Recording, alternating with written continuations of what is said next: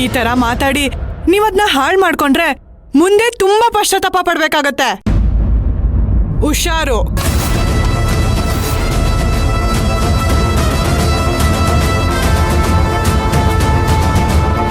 ನಮ್ಮ ಮಾವಂದು ನಮ್ಮಪ್ಪಂದು 40 ವರ್ಷದ ಫ್ರೆಂಡ್ಶಿಪ್ಪು. ಈಗ ಜಗಳ ಆಡ್ತಾರೆ, ಆಮೇಲೆ ಒಂದಾಗ್ತಾರೆ. ಅವ್ರ ಮಧ್ಯ ನೀವುಗಳು ಬರೋ ಅವಶ್ಯಕತೆ ಇಲ್ಲ. ಹೋಗಿ ನಿಮ್ ಕೆಲ್ಸಗಳನ್ನ ನೋಡ್ಕೊಳ್ಳಿ. ಅದೆಲ್ಲ ಆಗಲ್ಲ. ಇವ್ರು ನಿನಗ್ ಮಾವ ಆಗೋದಕ್ಕೂ ಮುಂಚೆ ನನಗೆ ದೊಡ್ಡಪ್ಪ ಆಗಿದ್ದು. ಇವ್ರಿಗೆ ಅವಮಾನ ಆದ್ರೆ ನಾವು ಸುಮ್ನೆ ಇರೋದಕ್ಕಾಗುತ್ತಾ? ಚಾನ್ಸೇ ಇಲ್ಲ. ನಿಮ್ಮಪ್ಪ ವೆಂಕಟಪ್ಪ ಎಲ್ಲಾರ ಮುಂದೆ ದೊಡ್ಡಪ್ಪನ್ಗೆ ಕ್ಷಮೆ ಕೇಳಲೇಬೇಕು. ಕೇಳೋ ತರ ನಾವು ಮಾಡ್ತೀವಿ.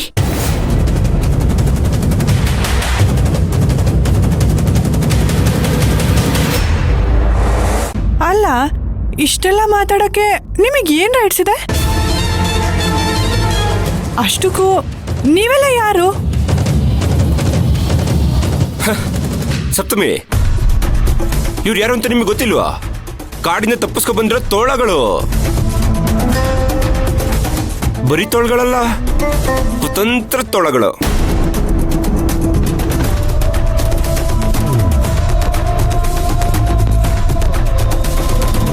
ಚಿಕ್ಕ ವಯಸ್ಸಲ್ಲಿ ಅಜ್ಜಿ ಹೇಳಿದ ಕತೆ ಕೇಳಿಲ್ವಾ? ಏನಜ್ಜಿ? ಕಾಡಲ್ಲಿ ಯಾರನ್ನೂ ನೆಮ್ಮದಿಯಾಗಿರಕ್ ಬಿಡ್ದೆ ಕುರಿಗಳು ನೀರಲ್ಲಿ ನೆನೆದ್ರೆ ಜಲದೋಷ ಬರುತ್ತೆ ಅಂತ ಸುಳ್ಳು ಸುದ್ದಿ ಹಬ್ಸಿದ್ದು. ಆ ಕುತಂತ್ರಗಳು ಬೇರೆ ಯಾರು ಅಲ್ಲ, ಆ ಕುತಂತ್ರ ತೋಳಗಳು ಇವ್ರೆ.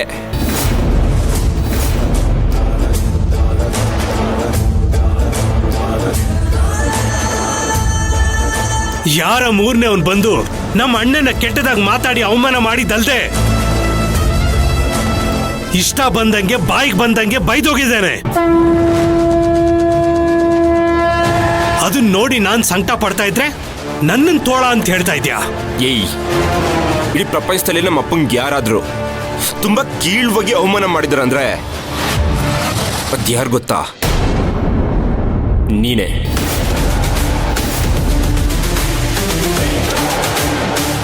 ನಮ್ಮ ಅಪ್ಪಗೆ ಮೋಸ ಮಾಡಿ ಬೀದಿಗೆ ಬರಂಗ್ ಮಾಡಿದ್ ಯಾರು? ನೀನೇ.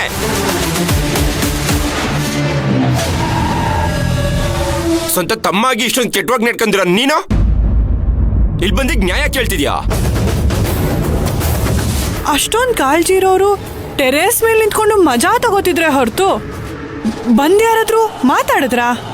ಇಲ್ಲ ಅಲ್ವಾ? ನಿಮ್ಗೆ ನಮ್ಮಲ್ಲಿ ಜಗಳ ಆಗ್ಬೇಕು, ನಾವು ಕಿತ್ತಾಡ್ಕೊಂಡು ಗಲಾಟೆ ಮಾಡ್ಬೇಕು, ಅಷ್ಟೇ ಬೇಕಾಗಿರೋದು. ಈ ಅಣ್ಣ ತಮ್ಮ ಸಂಬಂಧ ಎಲ್ಲ ಬರೀ ನಾಮಕಾವಸ್ಥೆ ಅಂತ ಇಲ್ಲಿ ಎಲ್ರಿಗೂ ಗೊತ್ತು.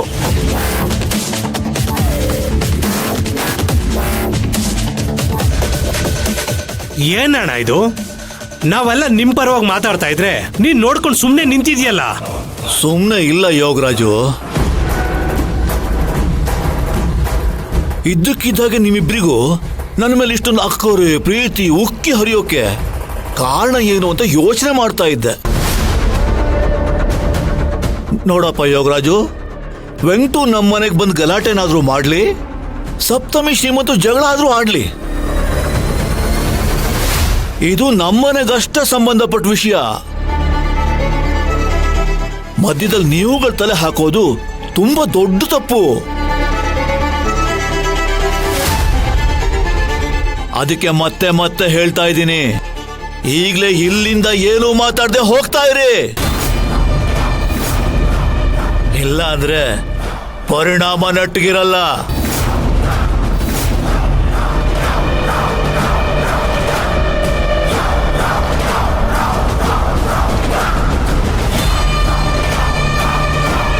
ಹಾಗಲ್ಲ ದೊಡ್ಡಪ್ಪ. ಮಂಜು, ಬೇಡಮ್ಮ. ಇವ್ರು ಏನಾದ್ರೂ ಮಾಡ್ಕೊಂಡು ಹಾಳಾಗೋಗ್ಲಿ, ನಮಗೇನಾಗಬೇಕು?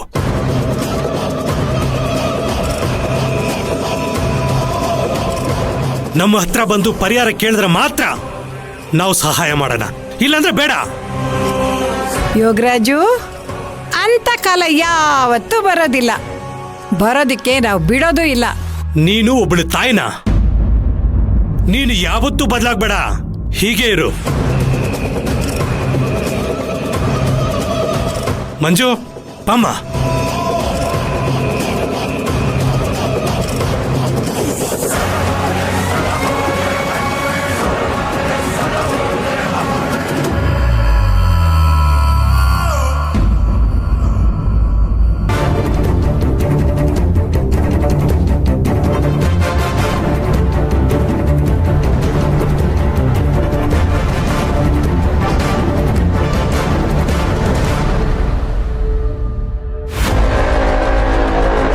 ಸಪ್ತಮಿ, ಅವನ್ ಮಾತಾಡ್ದಕ್ಕೆ ಬೇಜಾರು ಮಾಡ್ಕೋಬೇಡಮ್ಮ. ಅಜ್ಜಿ, ಅಪ್ಪನ ಬಗ್ಗೆ ಯಾರೇ ಕೆಟ್ಟದಾಗ ಮಾತಾಡಿದ್ರು ನಾನು ಅವ್ರನ್ನ ಸುಮ್ಮನೆ ಬಿಡಲ್ಲ. ನಿಮ್ಗೋಸ್ಕರ ಮಾವನ್ಗೋಸ್ಕರ ನಾನು ಸುಮ್ಮನೆ ಇದ್ದೆ. ಇಲ್ಲ ಅಂದ್ರೆ ಕೆನ್ನೆಗೆರಡು ಬಿಟ್ಟೇ ಕಳಿಸ್ತಿದ್ದೆ. ಹೌದು, ಕೆನ್ನೆ ಊದ್ಕೊಳ್ಳೋ ತರ ಸರಿಯಾಗಿ 2 ಬಿಟ್ ಕಳಿಸ್ಬೇಕಿತ್ತು ಅದ್ಗೆ. ಹ್ಞೂ ಅದ್ಗೆ ಆಗ್ಲೇ ಅವಳಿಗೆ ಬುದ್ಧಿ ಬರ್ತಾ ಇದ್ದಿದ್ದು. ಆ ಮಂಜರಿ ಮತ್ತೇನಾದ್ರೂ ಕಾರಣ ಇಟ್ಕೊಂಡು ಬಂದೇ ಬರ್ತಾಳೆ. ಅವಾಗ ನನ್ನ ಕೈ ರುಚಿ ಏನು ಅಂತ ಅವಳಿಗೆ ಗೊತ್ತು ಮಾಡಿಸ್ತೀನಿ.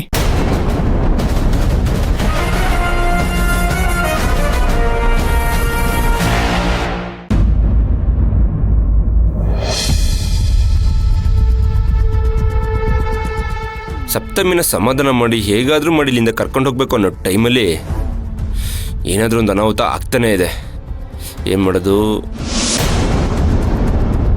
ಜಾಗ ಬಿಡಿ ರೀ, ಜಾಗ ಬಿಡಿ.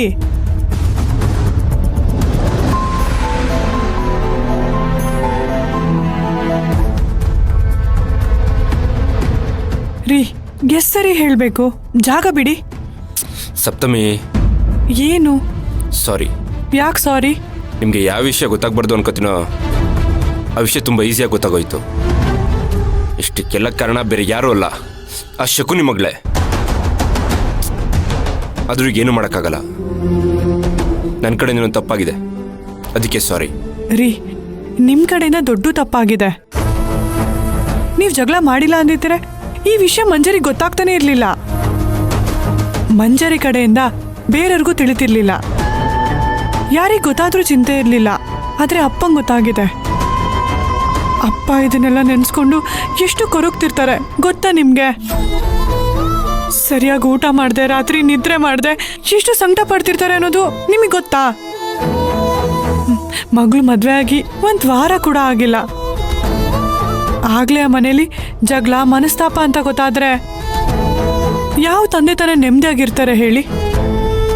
ನನ್ನ ಜೀವನ ಚೆನ್ನಾಗಿರ್ಲಿ ಅಂತ ಬಿಸಿಲು ಅಂತ ನೋಡಿದೆ, ಮಳೆ ಅಂತ ನೋಡಿದೆ, ಎಷ್ಟೆಷ್ಟೋ ಮೆಟ್ಲು ಹತ್ತಿ, ಎಷ್ಟೆಷ್ಟೋ ಮಾಡಿ ಹತ್ತಿ ನೀರು ಹಾಕಿದ್ದಾರೆ.